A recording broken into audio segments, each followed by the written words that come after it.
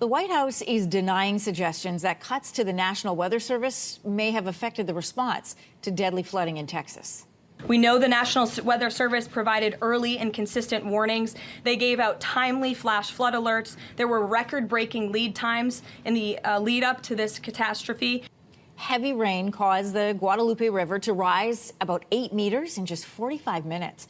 The NWS has defended its forecasting, saying it issued flood watches on Thursday and urgent flash flood warnings early Friday. At least 104 people have died from the flooding, with about 24 people still missing. Officials in Texas say they want to focus on finding survivors first before addressing any questions about warnings.